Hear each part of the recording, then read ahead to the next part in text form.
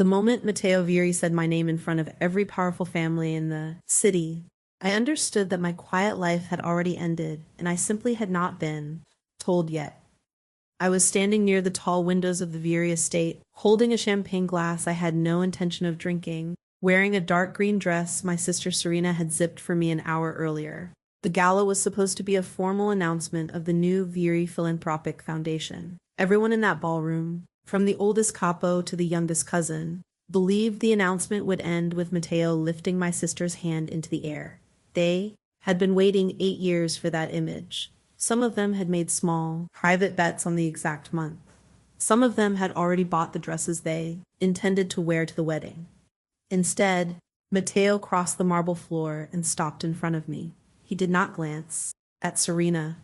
He did not glance at my fiancé Adrian, who was standing beside me with his hand on the small of my back like he owned the coordinates of my body. Matteo looked at me the way a man looks at a decision he has already made in private and only needs the world to witness. Behind him, on the raised platform at the far end of the ballroom, the string quartet forgot for half a beat that they were meant to keep playing. "Elara Quinn," he said, and the room went so still I could hear the ice shifting in someone's untouched glass. "Will you marry me?" I have replayed that sentence 1,000 times since. I have tried to hear it as a joke, as a trick, as a chess move. But even now, the honest answer is that it did not sound like any of those things. It sounded like a man finally saying something he had rehearsed alone for a very long time. My sister made a small sound behind me. Adrian's hand tightened until it hurt. Somewhere across the ballroom, a woman dropped a fork on porcelain, and the clean sound of it rang out like a bell being struck at the wrong hour of the day. And the question that would rule the next months of my life was already forming inside my chest. Why me? Why now? Why would a man who had loved my older sister for 8 years, publicly, stubbornly, in a way the whole city talked about, stand in a room full of witnesses and choose me instead? I did not answer him that night. I did not slap him. I did not run. I simply sat down my glass, walked past Adrian's furious grip, past Serena's frozen face, past 100 watching eyes, and left through the side terrace so I could breathe. The air on the terrace was cold enough to hurt. I remember standing there gripping the marble balustrade with both hands and thinking quite calmly that whatever had just happened in that ballroom had not been about me at all. Matteo had used my name, but the sentence had belonged to something older, something the whole room had heard the shape of and been afraid to name. But something had already been set in motion, and the truth I would eventually uncover was worse and more beautiful than anything the ballroom had guessed. Because the love story everyone believed had ended 8 years ago had never actually ended the way we were told. It had been stolen. My name is Elara Quinn. I am 31 years old. I restore old buildings for a living, which means I spend my days studying the small details other people miss, the settling cracks that reveal load stress, the paint layers that reveal decades, the joinery that reveals which craftsman touched what. My sister Serena once told me it was a strange profession for a woman who refused to look at her own life too closely. She said it kindly. She always said the sharpest things kindly. Serena is 38, 7 years older than me, and for as long as I can remember, she has been the quiet center of our family. Our mother died when I was 14. Our father, Victor Quinn, retreated into his shipping company and his loyalties and his silences. Serena raised me in the spaces he could not fill. She was the one who taught me to drive, to negotiate, to keep my chin up when men in expensive suits underestimated me. She was the one who signed my college forms with our father's permission because he could not sit still long enough to hold a pen. She also taught me, without ever saying it, that some kinds of love are dangerous. She taught me by the way she folded certain photographs face down when she cleaned the shelves. She taught me by the way she left rooms when a certain name was mentioned. She taught me by the 8 years she had lived like a woman waiting for permission to exhale. I had been engaged to Adrian Cole for 4 months when Matteo proposed to me at that gala. Adrian was 34, charming in public, a hedge fund analyst with a family name that opened doors and closed conversations. He was the kind of man who never argued in restaurants and never apologized in kitchens. He was by any reasonable definition a safe choice. He did not carry a gun. He did not have men who called him boss. He was the kind of man my father had been quietly steering me toward my entire adult life, and I had let myself be steered because it seemed easier than choosing. Matteo Vieri was not safe. Matteo was 45, the head of the Vieri family, a man who had inherited an empire of legitimate businesses stitched to a shadow of older ones. He was tall, deliberate, and controlled in a way that made rooms rearrange themselves around him. 8 years ago, when I was still finishing my degree, he had been in love with my sister. Everyone knew it. He had escorted her to 3 winters of family functions. He had bought the house on Marlowe Street because she said she liked the garden. He had, according to a story I overheard my father tell once, been days away from proposing to her when she ended it. I never asked Serena why. In our family, you did not ask about the things that made her go quiet. But that night, after the gala, I went home to my apartment and sat on the floor in my dress and stared at my hands until they stopped shaking. And I made a decision that felt, in that moment, like the only clean thing left. I was going to end my engagement to Adrian, not because of Matteo. Matteo was still a question I could not answer. I was ending it because I had watched Adrian's hand tighten on my back at the exact moment another man said my name, and I had understood something I should have understood months earlier. Adrian did not love me. He liked the version of me that would smile beside him at the right dinners. He liked that I did not fight when he corrected my clothes, my job, my sister's influence on me. He liked me the way a man likes an accessory. That behaves. I called him in the morning. He came to my apartment in a dark coat and the calm expression he used when he intended to win. "You were upset," he said, before I had finished pouring coffee. That's understandable. It was a humiliating stunt. But we can turn it around, Elara. We can announce our wedding date tomorrow. We can make him look like the desperate one. Your father will back us. My father will back us. In 3 weeks, nobody will remember what he said. I am not marrying you, Adrian. He blinked slowly, as if I had spoken in a language he was choosing not to learn. You were going to throw away a 4-year plan because a mafia boss made a scene at a gala. I'm ending it because I don't trust you, I said. And I haven't for a while. I just wasn't brave enough to say it. He set his cup down very gently. Adrian never broke things. Adrian arranged them. We're going to regret this, he said. Your father will not defend you. Your sister has her own problems. And Matteo Vieri does not marry women like you. He collects them for a season. I opened the door and waited until he walked through it. When he was gone, I stood in the middle of my apartment and realized I was, for the first time in my adult life, alone in a way that belonged to me. Not to Adrian. Not to my father. Not to Serena's careful protection. My hands were shaking again, but this time it did not feel like fear. It felt like circulation returning to a limb that had been asleep for months. The next thing I did was call my sister. She came within the hour. She sat on my couch with her coat still on and her hair pulled back in the tight way she wore when she was preparing to hold a hard conversation. Before I could speak, she said, "You have to be careful with him." With Adrian? With Adrian? With Matteo. I studied her. Serena rarely spoke his name. When she did, it was usually inside a sentence about something else, tucked in the middle where you might miss it if you were not listening. He proposed to me, I said, in front of everyone. Did you know he was going to do that? No. Her voice cracked on the syllable. But I know why he did. Then I know why he did. Then, tell me.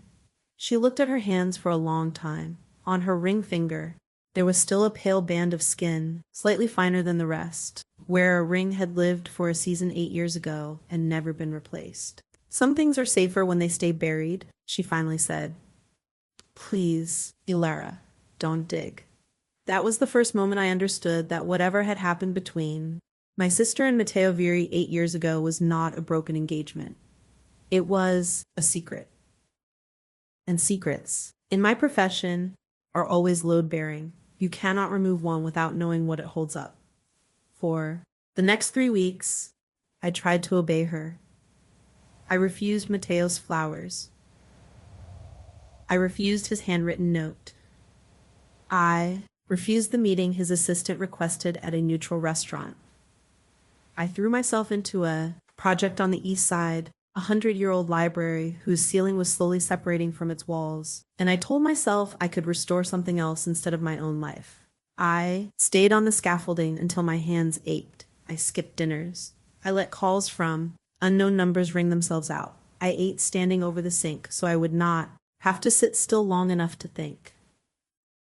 But at night, alone with the drawings of the library spread across my kitchen table, I could not stop thinking about that pale band of skin on Serena's finger. Whatever ring she had worn 8 years ago, she had not truly taken it off. She had only stopped letting anyone see it. Then on a cold Tuesday, Matteo appeared at the library. He did not bring bodyguards inside. He stood in the dust of the scaffolding in a black overcoat and looked up at the ceiling with a genuine kind of attention. When I climbed down the ladder, he did not smile. "I owe you an apology," he said. "Not for asking, for the way I asked." "Will we embarrass my sister?" "No. You embarrassed me. You embarrassed me." "I know that too. If there had been any other way to say what I needed to say, I would have chosen it. There was, from me, you would not have taken a letter. You had a life the size of a room, and Adrian was the door. I had to knock on the room. I crossed my arms." "Then why did you do it?" He was quiet for a long moment. When he spoke, his voice was lower and steadier than I expected. "Because I have watched you for 3 years," he said. "Not in the way you are imagining. I have watched you at family events, at your father's shipping dinners, at the fundraiser last spring where you argued with an alderman about zoning until he agreed with you. I have watched you decide who you were, quietly, while everyone in your family made room for other people's decisions. I did not plan to say anything. I planned to keep watching from a respectful distance until you married. Adrian and I lost the right to look at all." "Then why speak?" "Then why speak?" "Because I saw his hand on your back," he said. "And I realized I could not stand and watch a man like that finish making you smaller." I did not answer him. I did not trust my voice. For a strange second, I wanted to ask him what he had planned to do at the gala if Serena had been the one standing near the window. Whether there had been a version of that evening in which he lifted her hand into the air after all. Whether I had been an alternative or a beginning. But I did not ask because I did not yet trust the answer I would receive, and I did not yet trust myself to hear it. He nodded once, as if he understood he had said enough, and then he tipped his head back and studied the crack that ran along the transom above us. "The plaster is separating because the beam above it has settled a quarter-inch," he said, almost to himself. "You will want to bind the beam before you fill the plaster, or it will crack again inside a year." I stared at him. "How do you know that?" "My grandfather kept old buildings," he said. "He believed you could tell everything about a family by the way they treated the ones they inherited." Then he left me alone in the dust. That night, I could not sleep. I sat at my kitchen table and thought about the shape of what he had said. 3 years. He had watched me for 3 years. That meant something about the 8 years with my sister had ended earlier, or at least changed earlier than the family story admitted. I had assumed he had been in mourning for her all this time. But a man in mourning does not spend 3 years learning the shape of another woman's opinions. I thought, too, about the sentence about the settled beam. He had walked into my restoration site and, without touching a plan, without asking a single question, told me something my supervising engineer had needed a full week to write into a report. He had grown up around old buildings, then around the men who kept them standing, around the discipline of noticing what other people ignored. That was not the kind of thing you inherited from a father who was only a boss. That was the kind of thing you inherited from a grandfather who taught you to look I began to look. I began small. I did what I do at work. I studied the surfaces first. Our house on the coast had a locked cedar chest in the upstairs hallway that had belonged to my mother. Serena kept a key on her ring. She had, twice in my presence, opened that chest and closed it too quickly. The next weekend, when Serena drove our father to a doctor's appointment in the city, I stayed behind. I told myself I was walking through the house to check for water damage. I told myself I was not planning what I did next. I picked the lock in 11 minutes. Inside the chest were things I expected. My mother's wedding album, a folded shawl, my father's old naval papers. And underneath, in a plain manila envelope with no name on it, a single sheet of paper. It was a photocopy of a letter. Half the page had been torn away or cut so that only a few lines survived. But the lines that survived were enough. If you marry him, they will use him against you. He does not know what his own family plans to do with him. If you love him, break it. Break it cruelly enough that he never comes back. This is the only way to keep him free. There was no signature. I sat on the floor of the upstairs hallway and read those 5 sentences until I could recite them in the paper was thick and slightly ribbed under my fingertips, an expensive linen weave that a normal household would not keep in its drawer. Someone had chosen that paper on purpose. Someone had wanted the letter to feel official enough to obey. Somebody had told my sister to break Matteo's heart. Somebody had convinced her that the alternative was worse. Somebody had used the word free about a man everyone in the city was afraid of. I put the letter back exactly as I had, found it, closed the chest, relocked it, and drove home. For 2 days, I said nothing. On the 3rd day, I went to see my sister. I did not tell her about the letter. Not yet. I only asked her one question. Serena, I said, did you leave him because you stopped loving him? She stopped moving. Her hand rested on the rim of a coffee cup she had not lifted. For a moment I thought she would say yes, and I would have to decide whether to argue with her about the piece of paper in the cedar chest. Instead, she said, very quietly, no. Then why? She looked at me the way she had looked at me, the way she had looked at me the night our mother died, like she was already apologizing for something she was about to do to me. Because I was told he was told free, she said. And I believed the person who told me. Who told you? Who told you? An envelope, no name, left on our porch. I have no idea, Elara. I have never known. For 8 years you never tried to find out? For 8 years, she said. I have believed that if I tried to find out, someone would hurt him, and me, and you. That was the sentence at the end of the letter, the part I never showed anyone. If you ever try to find me, all 3 of you will pay. She said it flatly, the way people say things they have rehearsed in the dark until the words no longer cut on the way out. I sat with that for a long time. I did not shout. Serena had spent 8 years in a silence so heavy it had bent her posture. I had no right to add more weight. I thought about the shape of that threat. Whoever had written it had known exactly how to build a cage a good woman would not step out of. They had not threatened her career. They had not threatened her name. They had threatened the 3 people she loved. They had understood before Serena had that the fastest way to move a caretaker is to point a knife at whatever she is caring for. Whoever wrote that letter had known my sister well enough to know how to break her. That, more than anything else, was what made me certain the writer had not been a stranger. Me too. Tell him, I said finally. Elara, he deserves to know he was lied to. She deserves to know he was lied to. Closed her eyes. If you tell him, you will not be able to untell him.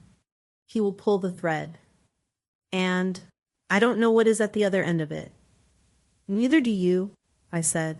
That's the point. She did not stop me. She did not stop me. She could have. But when I stood to leave, she took my hand in both of hers and held it against her cheek for a second, and I understood that she was letting go of something she had carried too long to name. I went to Matteo the next evening. He met me in a small office in the back of a restaurant his family owned. There were no guards in the room, only a low lamp and 2 chairs and a decanter he did not touch. I told him everything. The letter. The line about them using him. The line about keeping him free. Serena's admission. The final sentence about the 3 of them paying. Her 8 years of silence. He did not move for a long time. I watched a controlled man sit very still while something structural inside him rearranged. Finally, he said, "Do you have the letter?" "The copy of half of one." "Or bring it to me?" "I will. But Matteo, I need you to promise me something first." He looked up. "Whatever you find," I said, "you will not use it against my sister." Elara. She was 29 years old. She was told the man she loved would be destroyed by his own family if she stayed. She made the only choice a scared woman could make. If your answer to that is anger at her, I will walk out of this room and you will never see me again. Do we understand each other?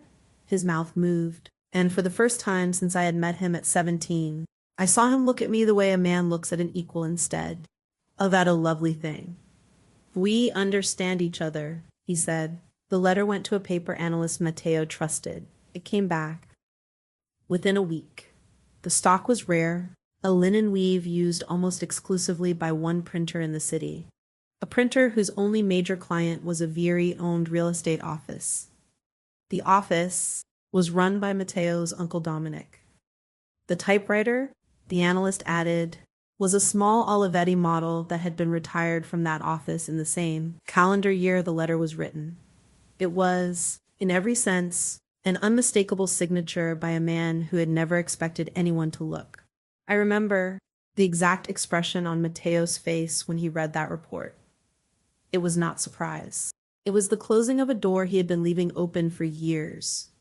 Dominic, Vieri was 51, elegant and long, considered the family's steady hand. When Matteo's father had died, Dominic had guided him through the transition. Dominic had negotiated the truce with the North Side families. Dominic had, in every family story I had heard growing up in the same social circles, been the man who kept the Vieri name intact. Dominic was also, I would soon learn, the man who had spent 30 years building an old alliance between the Vieri family and another old family through a marriage arrangement that had been drafted before Matteo was born. In the terms of that arrangement, when Matteo took the head of the family, he would honor a betrothal to that family's daughter. The arrangement had never been legally executed. It had lived only in a handshake between old men. 2 of those old men were dead. But Dominic had, for decades, treated the arrangement as if it were binding, because binding Matteo to that marriage would give Dominic direct influence over the family's next generation. 8 years ago, Dominic had watched Matteo prepare to propose to a woman outside the arrangement. 8 years ago, Dominic had written an anonymous letter to that woman. 8 years ago, my sister had believed him. The confrontation happened at the Vieri estate on a Sunday. Matteo did not shout. He did not need to. He laid the paper analyst's report on the long dining table in front of Dominic and let the room read it. 3 of Matteo's captains stood along the wall. None of them spoke. None of them spoke. None of them needed to. Dominic did not deny it. He was too old and too proud for that. He simply said, "I did what was best for this family. She would not have survived our world. She would have made you weak. I gave you back to us." "You took 8 years of her life," Matteo said. "She gave them. You made her give them." Dominic's mouth thinned. Dominic's mouth thinned. "The arrangement was never binding. You know that. I knew that. But she did not. And that was enough." The room was very quiet. I was standing near the door, uninvited but present, and I watched Matteo Vieri, whom the city feared, close his eyes for one full second. When he opened them, he looked older. "You will step down," he said. "You will keep your name. You will keep your income. You will keep your income. You will never again enter a room where a decision is being made about this family. Dominic began to speak. Matteo raised one hand. You will do this, he said, or I will let the city hear the version of this story that involves a woman I loved and an anonymous letter you wrote. Choose. Dominic chose. I do not think anyone who was not in that room can understand what it looked like to watch a man dismantle a lifetime of quiet power without raising his voice. I understood something in that moment about Matteo that I had not understood before. He was not feared because he was cruel. He was feared because he was patient. I drove Serena to see him that night. She had not seen him in 8 years. She sat in the passenger seat of my car with her hands folded so tightly the knuckles went white. I did not push her to speak. When we arrived, I stayed in the car. I do not know exactly what they said to each other. Serena told me only fragments afterward. She told me she apologized. She told me he apologized too, for the 8 years he had spent believing she had simply stopped loving him, for never once asking her the question that would have unraveled all of it. She told me they cried, which is not a word I associate with Matteo Viri. She told me he asked her at one point whether if he had asked her the right question at 29, she would have answered it honestly, and that she had said no. She told me at the end he took her hands and thanked her for what she had done at 29, even though she should never have had to do it. She told me she thanked him too, for not letting his grief become the kind of man that made the letters warning true after the fact. She came back to the car and closed the door and looked out the windshield at the dark drive. I have carried that for so long, she said. I forgot I was carrying it. You don't have to anymore. I know. She was quiet for a mile. Then she said, he loves you, Elara. No. Do you love him? Do you love him? I did not answer right away. I thought about the library scaffolding. I thought about the way he had said we understand each other. I thought about the way, when we had walked out of the dining room at the estate, he had put his hand under my elbow with the exact opposite pressure of Adrian's. I thought about the sentence about the settled beam. I think I could, I said. But not yet. Not until I am sure. Sure of what? Sure of what? Sure he isn't loving me because I look like the closing of a chapter, I said. Sure I am not the shape of an apology to a woman who deserved one. I don't want to be a way for him to feel better about 8 years. I want to be a reason on my own. She reached across the console and squeezed my hand. Make him prove it, she said. He owes both of us that. I did. For the next months, I let him earn me the way one earns access to a restoration site. Slowly, with permits.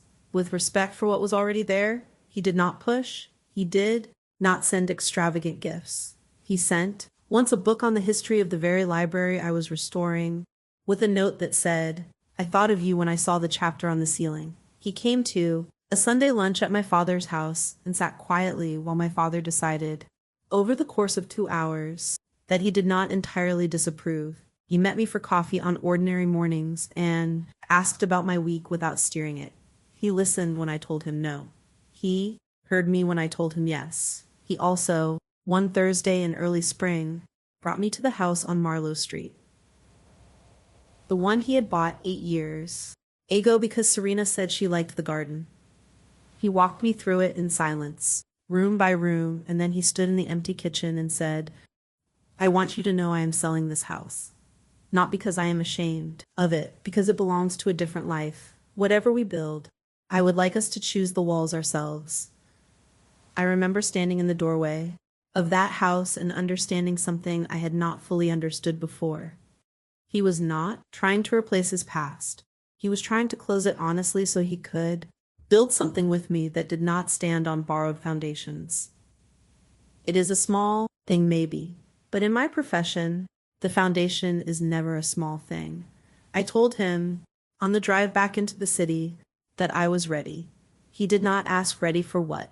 He simply reached across the console, took my hand off my knee, and held it against the gear shift the whole way home, as if my hand were something he had been waiting 3 years to be allowed to hold and did not intend to waste the permission on nothing. And one afternoon, in the same library where he had first apologized to me, in the ordinary dust of an ordinary Tuesday, he asked me a second time. He did not kneel.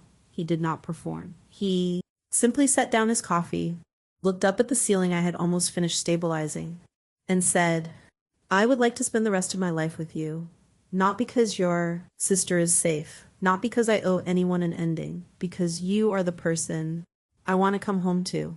Will you marry me, Elara?" I said yes. We were married 4 months later, in a small ceremony at the coast house where Serena had raised me. My father walked me down a path of stones I had helped lay when I was 10. Serena stood at the altar as my witness in a pale gray dress, and when Matteo turned to look at me, she was the one who smiled first, easily, the way a woman smiles when a debt she never chose has finally been paid. Dominic did not attend. He had sent, through a lawyer, a formal note of congratulation. Matteo had folded it once and dropped it in a drawer without reading it. I did not ask what it said. Some doors, in restoration, you leave sealed on purpose. At the reception, my father took my hand and said, quietly, "I knew about the arrangement. I did not know she had been told a lie. If I had known, Elara—" "No," I said. He nodded. He was a man who had spent his life protecting his daughters through silence, and he was learning.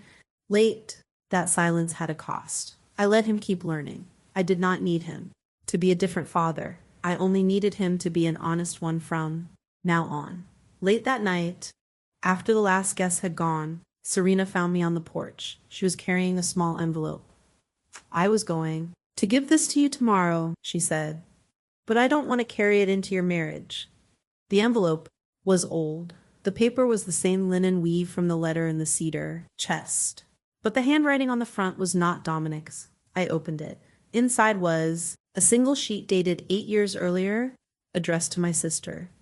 It was not another warning. It was a confession. It had been written by our own father. He had known, the letter said, that Dominic was pressuring Matteo. He had known there was an old arrangement. He had not known it was unenforceable. And in a moment of fear, he had asked Dominic to write the anonymous letter to Serena. He had believed, at the time, that he was protecting her from a life inside a family like the Vieras. He had spent 8 years regretting it. He had never had the courage to give her the confession. I looked at Serena. "He gave it to me tonight," she said. "Before he walked you down the path, he said he could not stand at your wedding without me knowing." I read the letter twice. Then I folded it and looked out at the dark water. "Do we tell Matteo?" Serena asked. I thought about that for a long time. I thought about the man asleep in the room behind me who had already lost 8 years to one betrayal and had chosen, out of all the possible responses, to become gentler instead of harder. I thought about my father, who was old and tired and had at last done the one honest thing he could still do. I thought about the shape of a marriage that begins with a secret in the wife's pocket and about the shape of one that begins without it. "We tell him," I said. "But not tonight. Tonight belongs to us. Tomorrow I will put the letter in his hand myself, and he will decide what he wants to do with our father. And whatever he decides, I will stand with him." Serena nodded. She kissed the top of my head, the way she had when I was small, and went inside. I sat on the porch for a while longer with the letter in my lap and thought about the shape of what had happened to my family. A stranger had once said, at a gala, that he had loved my sister for 8 years. Everyone had heard it as an insult to me or a correction of me, or a quiet ranking of the 2 Quinn women that had finally been made public. But love, I was learning, is rarely the thing that hurts people. It is the silence around love, the letters we send in other people's names, the choices we make on behalf of women who never asked us to choose for them. Those are the things that steal years. My sister had lost 8 of hers. My father had lost 8 of his own, carrying a guilt he had earned. Matteo had lost 8 to grief he had not been permitted to understand. And I, at 31, had walked away from a man who had wanted a smaller version of me, and had married a man who kept asking patiently to meet the real one. Inside the house, a light came on in our room. Matteo appeared in the doorway to the porch, in his shirt sleeves, his tie undone, his eyes searching for me the way they always did now, as if he did not quite believe I was still there. "Come to bed," he said. "It's late. It's late." I stood up. I folded the letter into my pocket. I walked to him. He put his hand under my elbow, with the exact opposite pressure of Adrian's, and led me inside. On the threshold, he paused and looked down at me. "You have been out here a long time," he said. "Are you all right?" I thought about the letter in my pocket. I thought about the 8 years that had brought me here. I thought about the woman I had been at the gala, unable to answer him, and the woman I was now, able to. I said, "There is one more thing I need to tell you in the morning, not tonight. But in the morning, I would like you to sit at the kitchen table with me and read something." "Is it something that will hurt you?" "No," I said.